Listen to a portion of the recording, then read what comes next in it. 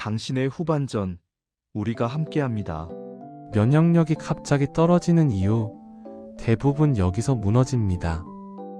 예전에는 감기 한 번 안 걸리던 사람이었습니다.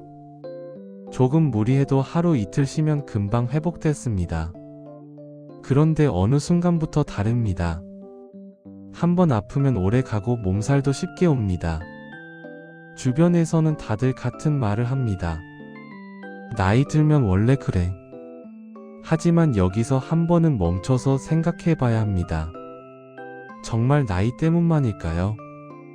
아니면 중년 이후에 면역력을 무너뜨리는 구조 안에 이미 들어와 있는 걸까요? 이 차이를 모르면 앞으로 몸은 더 빠르게 약해집니다. 대부분은 이유를 모른 채 그냥 받아들이고 지나칩니다. 중년 이후 면역력이 떨어지는 가장 큰 이유는 몸이 늙어서가 아닙니다. 생활 방식이 서서히 바뀌었기 때문입니다. 젊을 때는 버텨주던 것들이 이제는 그대로 부담이 됩니다. 문제는 이 변화가 너무 천천히 진행돼서 눈치채기 어렵다는 점입니다. 그래서 대비를 못합니다. 가장 먼저 무너지는 건 수면의 질입니다. 잠은 자는데 깊이 못 잡니다. 새벽에 자주 깨고 아침에 일어나도 개운하지 않습니다. 이 상태가 반복되면 면역 시스템은 회복할 시간을 잃습니다. 면역력은 잠자는 동안 재정비되는데 그 과정이 계속 끊기는 겁니다. 이걸 단순한 불면으로만 생각하면 문제를 놓칩니다. 두 번째는 만성적인 피로와 스트레스입니다. 중년 이후에는 몸보다 마음이 더 피곤해집니다. 일, 가족, 돈 걱정이 겹치면서 긴장이 일상이 됩니다. 스트레스 호르몬이 계속 높아지면 면역 세포는 제대로 움직이지 못합니다. 몸은 쉬고 싶은데 뇌는 계속 긴장 상태에 있는 겁니다. 이 구조가 면역력을 갉아먹습니다. 세 번째는 먹는 방식의 변화입니다. 예전보다 적게 먹는다고 안심하지만 내용은 더 나빠진 경우가 많습니다. 간편식, 빵, 국수, 달달한 간식이 늘어납니다. 씹는 힘이 줄고 소화가 느려지면서 부드러운 음식만 찾게 됩니다. 이 과정에서 단백질과 미네랄은 부족해지고 염증은 늘어납니다.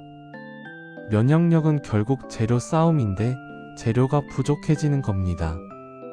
여기에 장 건강 문제가 겹칩니다. 면역 세포의 상당수는 장에서 관리됩니다. 그런데 중년 이후에는 장의 움직임이 둔해지고 유익균도 줄어듭니다. 배는 더부룩한데 딱히 아픈 곳은 없습니다. 그래서 그냥 넘깁니다. 이게 면역력 저하의 출발점이 되는 경우가 많습니다. 또 하나 중요한 건 움직임의 감소입니다. 예전보다 덜 움직이게 됩니다. 운동을 안 해서라기보다 일상 활동 자체가 줄어듭니다.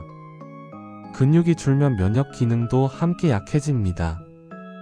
특히 하체 근육이 줄면 회복 속도가 눈에 띄게 느려집니다. 이건 체력 문제가 아니라 면역 문제입니다. 이쯤 되면 이런 생각이 듭니다. 이제 뭘 해도 소용없는 거 아닌가? 하지만 그렇지 않습니다. 면역력은 나이보다 관리 구조에 더 크게 반응합니다. 지금부터 바꿔도 늦지 않습니다. 다만 방향이 중요합니다. 중요한 건 한꺼번에 다 바꾸려 하지 않는 겁니다. 수면, 식사, 움직임 중에서 하나만 먼저 고치는 것이 현실적입니다. 예를 들어 잠드는 시간을 일정하게 맞추는 것부터 시작해도 됩니다.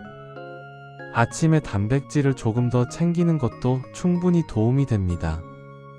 엘리베이터 대신 계단 몇 층을 걷는 것도 좋습니다. 이 작은 변화들이 면역 시스템을 다시 깨웁니다. 여기서 중요한 포인트가 하나 더 있습니다. 면역력이 떨어지면 병원 갈 일이 늘고 약이 늘어납니다. 이건 건강 문제이면서 동시에 노후 생활비 문제입니다. 아프지 않게 관리하는 게 가장 큰 절약입니다. 몸이 버텨줘야 삶의 선택지도 남습니다. 면역력 관리는 선택이 아니라 기반입니다. 지금까지 내용을 정리해 보겠습니다. 중년 이후 면역력이 떨어지는 건 피할 수 없는 운명이 아닙니다. 수면의 질, 만성 스트레스, 먹는 방식, 장 건강, 움직임 감소. 이 5가지가 조용히 면역을 무너뜨립니다. 하나만 바꿔도 몸은 반응합니다. 중요한 건 지금부터입니다. 지금까지 시니어신이었습니다.